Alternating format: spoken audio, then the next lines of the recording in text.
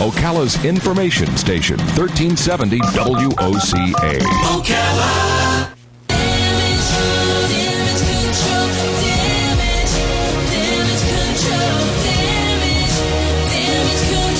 Picture this. You're living in the Northeast. You're still trying to pick up all the damage that was caused by Sandy.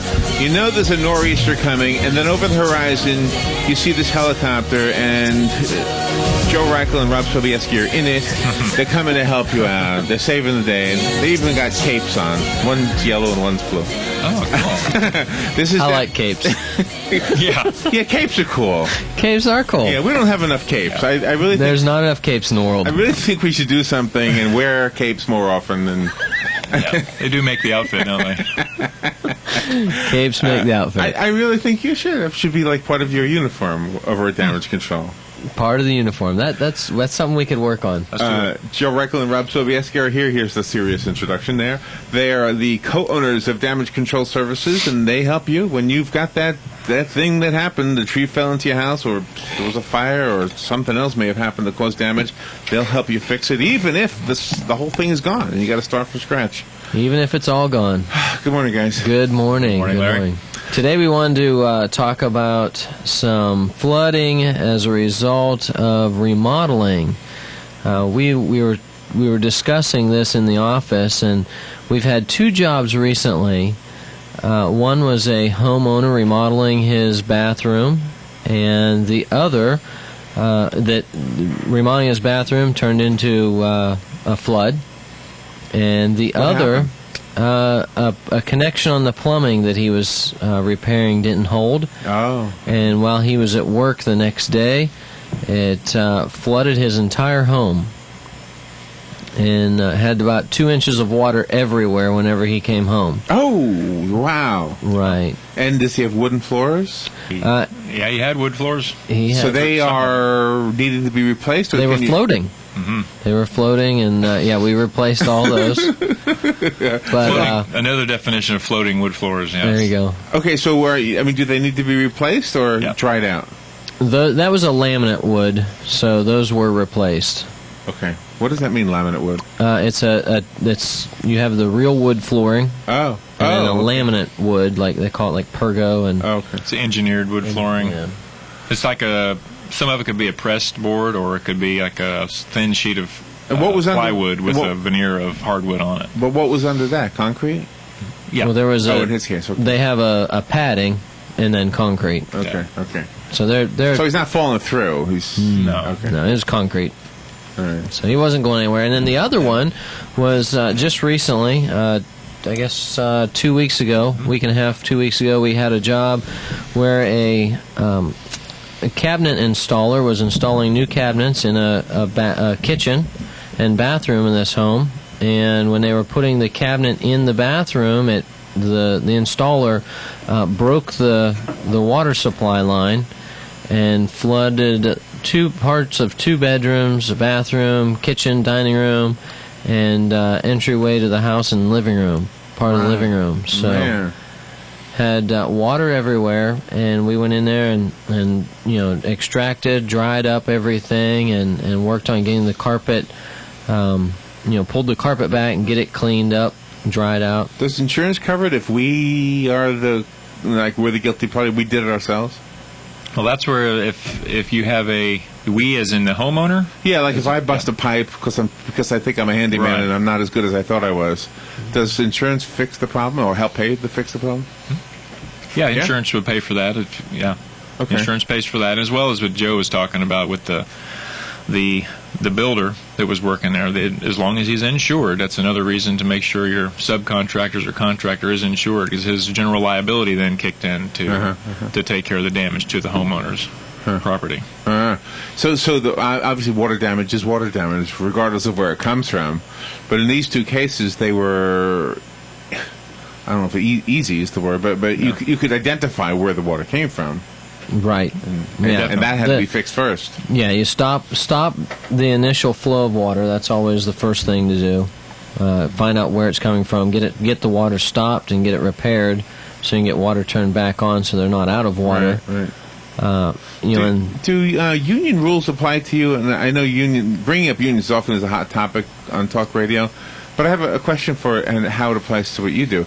There was a story about some of these people from like Alabama that had your skills, but because they don't have unions or whatever, they weren't allowed in the Northeast to help, which was kind of odd, I thought. I mean, no offense against unions, but come on, if people were offering to help, you should let them in.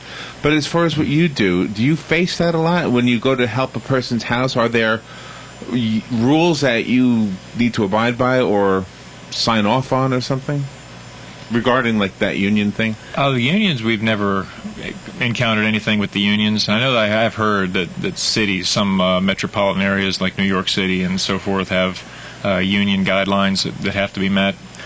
We haven't had to address that yet. I have a little story that actually is from when I was a kid. I worked at an arena where they had concerts and sporting events and all of that. And some of the kids in the uppermost parts of the bleachers threw a T-shirt up on one of the sprinklers and lit it. And it started, spitting out water. Yep. Okay? There was enough people there. We all knew where the thing was to turn it off, but the union prevented us from it. And the guys who had with the plumbers union, they took their time getting there, and consequently there was a lot of water in that building by the time they got there. It was one of those strange things where we understand why unions exist, but sometimes it's a little bit unreasonable, I think. Yeah, I agree with that. Where was it that this happened? On Long Island. Oh, okay. Yeah, that does make a little bit of sense, like I was saying, as far as the large cities, the metropolitan areas having a lock on unions. And it does seem to hamper sometimes, doesn't it? But it doesn't affect what you guys do. I mean, you work with private individuals for the most part. Right. Okay. Yeah, we don't have to worry about that. Yeah, the only thing that sometimes insurance companies want certain people to do the work for them. That's probably the only instance where we've had. But, the thing about that, the homeowner has the right to choose whoever they want to do the work. So, no matter what company your insurance company may suggest you use, it's up to the homeowner's choice to make that decision, to make that educated decision as far as who they want to do, to either fix it or, to get them dried out and, back to normal. I have a tiny little job that I was going to call you guys for. And tell me if I qualify for, I don't need insurance for this, but the home I live in had like this homemade patio behind it. I think it was made out of pallets, like with forklifts would use. So they made this like wooden deck, and it's sounds nice. It has fallen apart. and wonder why. and in the meantime, they also put an electric outlet out there, I guess, so they could have their radio and all that. Well, I've often thought I'm just going to get rid of the whole thing, but I'm afraid to touch that electrical outlet. I'm guessing that's an easy job for you, right? To unhook that and make it safe and all that. What do? You just turn it off? Yeah. Cut the wire and say, "Good, go for it." Just cut it and let it go. Well, you just have to see how involved it is. You can get an electrician to make sure that it is capped off, because it could be tied into another circuit. If it's a home run, that's nice. If it goes all the way back to the box, then you can just flip the breaker off, do whatever work you need to do, and be done with it. But, okay. And is that what you do? You call an electrician, or are you the electricians? I guess that's what I want. Well, we're not licensed electricians. I got you. Okay. To say, but I mean, we can find and locate a circuit and turn something off if it has to be done, and move it out of the way. Say if you were wanting to relocate it on your porch. Right. But as far as doing work for a permit to be pulled, no, we're not an electrician for that, and of course we'd like to get the professionals in to make sure everything is done properly and there's no issues next week. Right. You don't, wonder why the switch is not operating anything when you turn on the... Or creating a potential fire for you. Yeah, that's why I don't want to touch it myself. Yeah. So when you talk about pulling a permit for something, we had a discussion once about the price of permits and the odd things you need permits for. Like somebody brought up the fact that you need a permit to replace a front door. So as people trying to use you guys, I mean, you're trying to repair damage. It could be the front door or the front window. Do you have to get a permit for everything, or is there one blanket permit for what you do? As far as the rebuild work, and there's a blanket permit that would go to do all the rebuild work, or any of the emergency service work that can just be done. But in order to get anything rebuilt back, there's parameters that the city or the county would go by as far as if a permit needs to be pulled at all, or if it does, then it would cover everything. Then we would put all of those facets on the permit: the electrician, the plumber, heating and air conditioning, and then the building. And so everything would be covered under one permit. And last week you were talking about mold. So with this, the plumbing stories you just told us, that sounds like it could be potentially having a secondary problem.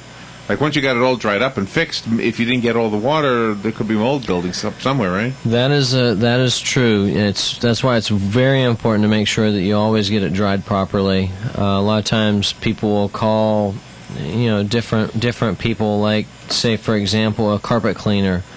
If they have a water leak, carpet cleaners, some of them are able to do extraction, but they're not trained or licensed for drying out. So that's why it's always important to make sure that you get people that are specialize in certain fields to do certain types of work. Right. You want to make sure that the structure is dry, because if it's not dry, you do have that potential for mold. Even if if it sits for a while in the right conditions, 48 hours, you'll have mold growth. You can have mold growth. So it's very important to make sure that things are always dried properly.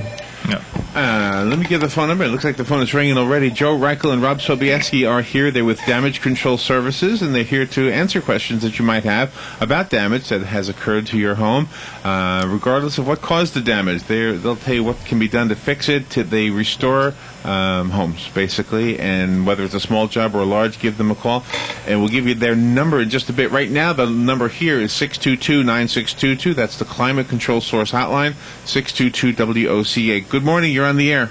Good morning, gentlemen. Good morning. Do you guys do any work with septic and drain fields?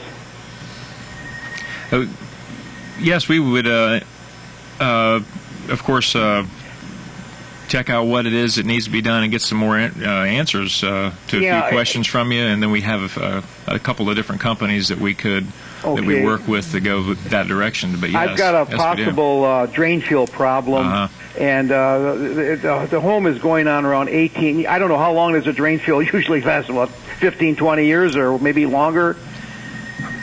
Yeah, they can. It also depends on how wooded the area is. If it could be the trees and roots could infiltrate the drain. How much use it's getting. Yeah. Right, yeah. Do you have any recommendations for treating a septic as far, you always hear about using Ridix or this or that or whatnot. Are those products valid, or should there be something else be used? I have myself used Ridix, yes. I've heard that does wonders on septic drain fields, be able to get those enzymes to break down everything needed so that it does flow as best as possible. Yeah. Anyway, how often do you recommend having your septic cleaned out? I mean, for like a family of 3 or 4, That's another tough one to answer. Yeah. Are you noticing any issues with your drain? No, everything is fine. Everything is fine. I go every 3 years, and I've been told by my neighbors, you're crazy. I got one neighbor that never has done his, and another one goes every 10 years. But I don't want to take that chance. Well, if you're doing every 3 years, that seems good like a lot. Maintenance.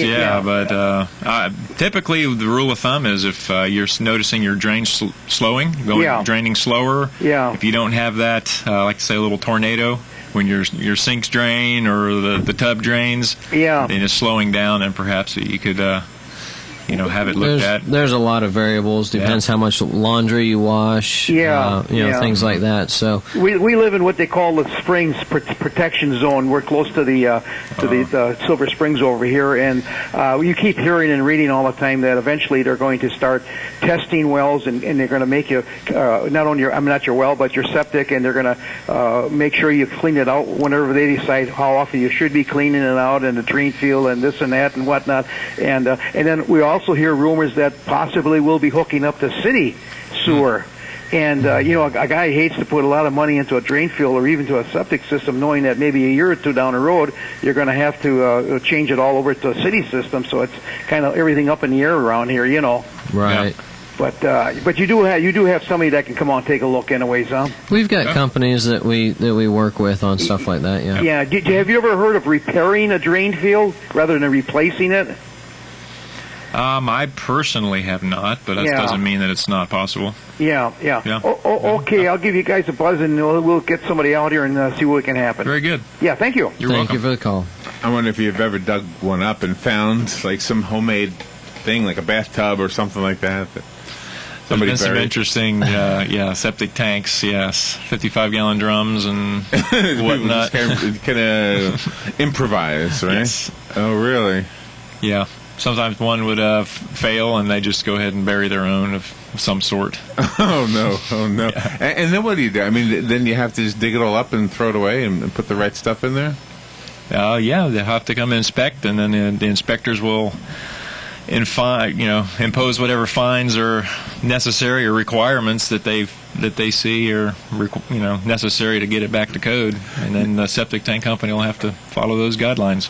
When I was a kid, I remember my dad putting in a what he called a dry well for the washing machine. Mm-hmm. That I guess wouldn't cause too much of a problem, nor would it be something you'd probably adjust too often. But the problem I could imagine is if a vehicle drove over it, it would probably collapse. It could. Yeah. Those same issues with a septic tank as well. Oh yeah, yeah. And do you get that kind of call a lot? I've heard of just 2 this past year. Have you really? 2 stories, not related in any way, but somebody drove on somebody's lawn and crunch. Yeah, one was Robin's neighbor, as a matter of fact. Wow. Yeah, one was the listener. Yeah, we typically don't do too much with septic tanks, but just when they back up, and everything that's supposed to be in the tank ends up coming up over the toilet or out of the tub. Yeah, that's when we get called generally. That's not good. Yeah. Does the chimney issue this time of year, if somebody's lighting up that fireplace and if it backs up, then you get that smoke? We talked about smoke a few weeks ago, actually.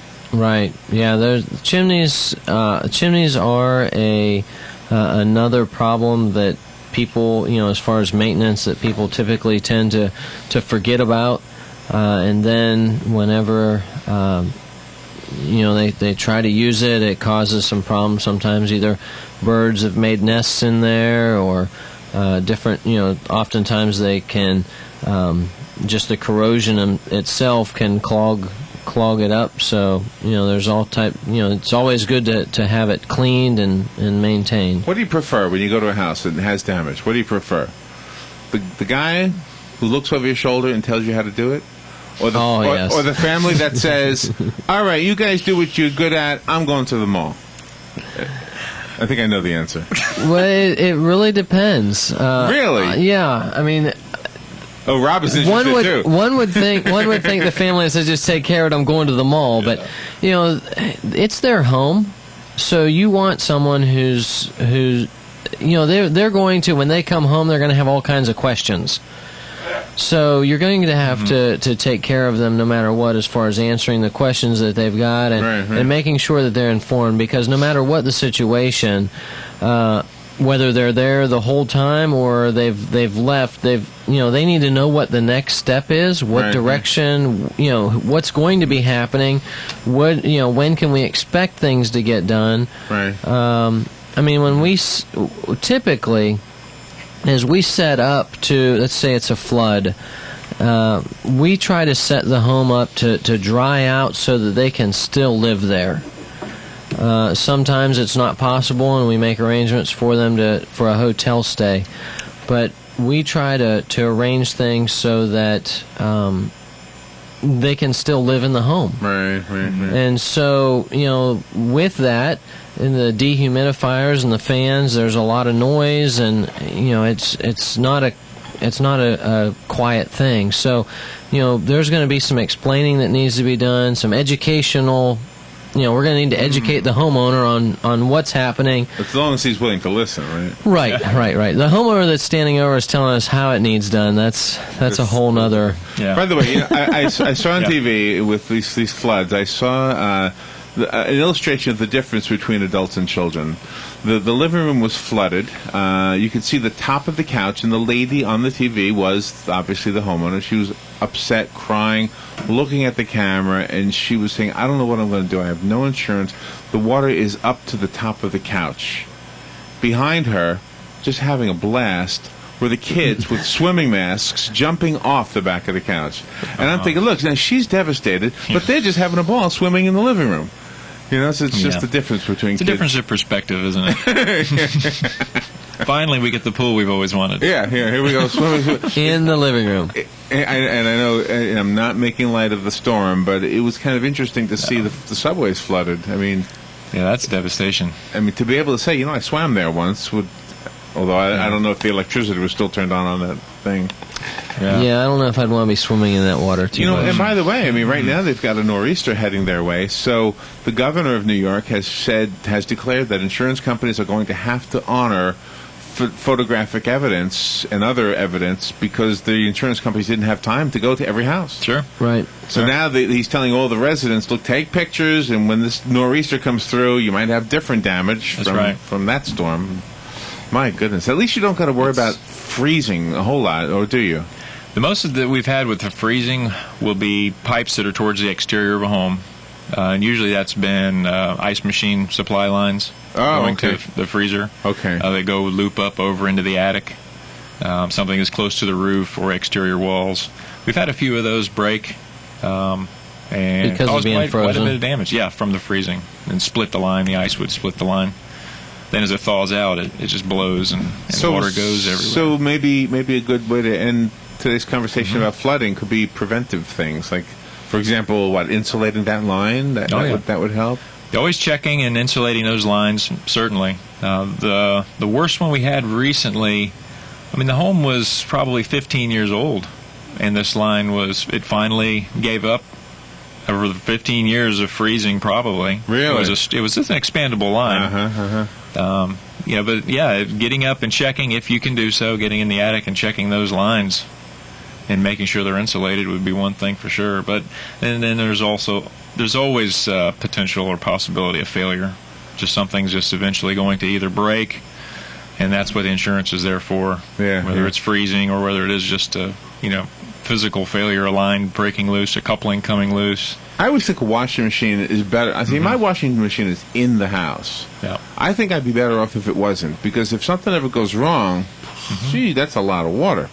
Can be. There's a lot of moving parts there. There's a lot of potential for failure. So we have seen several jobs that we've gotten have been because of washing machines that are in the home. Oh, I had one. I can tell you about it. My neighbor had a rat problem, and he put out some rat poison. And guess where one of the rats ended up? In my washing machine, not in the part where you put the clothing, but up in the. And it was apparently rat poison makes rats thirsty. And it somehow knew that there was water in that rubber hose. Oh, wow. And so it ate through the rubber hose to get the water. And I had this explained to me by the repair guy, because he looked at it. He said, "Oh, that was a rat. He was getting water. Somebody must have poisoned him." And I said, "Well, as a matter of fact, we just had that." Okay, so, and the way I discovered it before there was a lot of damage was I heard it. I was like, boy, that didn't sound right. You turn the washing machine, go, boy, that sounds wrong. And sure enough, it was coming out the bottom. So. Well, it's a good thing you caught it for sure. Yeah, we've had a couple of them. Not too long ago, we had a home in the Villages where the lady, the washing machine just kept running and flooded out the house. So and she just didn't stop it, huh? Yeah, she wasn't there, wasn't able to. I don't remember exactly. No. But, yeah. Had a couple in the Villages do that. One where the hose actually burst. And they were back at home in Michigan, and the neighbor saw the water coming out of the driveway. I gotcha. And the other was, this is the one that Joe was talking about, I believe, is she got up early, as her habit, and she was doing some chores and put a load of wash in the washing machine and laid back in bed. And at the other end of the house, didn't notice it, but the float, something didn't work, malfunctioned, and it just kept filling and until finally, when she got up, she was standing in water out of the bed. So have you had a whole lot of fires from dryers? Does that happen a lot? We haven't had fires from dryers so far that I've I mean, I'm always paranoid about that. Sure. I get That's the lint something out you every always- time. It's very important to always clean the lint out. You know what I heard too? I heard that if you use those bounce sheets, that the chemical in the bounce sheet will literally create an invisible, like window between in the little squares of the screen that catches the lint, and then it won't be as effective. And so you're supposed to wash that off. You're supposed to like get soap and water, wash that screen to get those lint, that bounce chemical off of there. And I've heard the same thing. You've heard that? Yeah, I have heard that. Yeah. And of course, I imagine it is like two opposing magnets that it causes everything, all the lint to like flutter around, and instead of catching in that filter, that it floats throughout, and then it's a potential. So it's around the element, the heating element. So wash your lint screen. Yeah, it's important. Proper maintenance of all of your appliances is very important. Is there a busier time of year for you guys? Is it winter? Accidents and damage happen all the time. So, I mean, it really depends. I mean, there's different seasons for things. Typically in the spring, we have more tree damage. Towards the fall, this time of the year, we have more. Going into the fall, we'll have more fire damage. But really, there's different seasons, and as far as the types and possibilities of potential damage. Well, there's your song. It's coming up behind you. Oh. Slowly, like as opposed to last week. I like it. Last week was just instant right there. Yeah. What is your number? How do we get a hold of it? We got some damage. We need it fixed. We know already we can trust you guys. How do we get you? Our office number is 352-622-5135. My direct line is Joe, 817-6574. Or you can reach me on my email, joe@damageflorida.com. Okay, and Rob? Rob, mine is 817-3625 is my cell, and my email is rob@damageflorida.com. Okay. Rob Sobieski, Joe Reichel, thank you guys. Thank you. Thank you, Larry. Call us if you need those numbers repeated. We'll be glad to give that to you. Or go to WOCA.com and look at the AM Ocala Live guest list and look at Tuesday, 10:35. You'll see Joe and Rob's name and numbers. We'll be right back.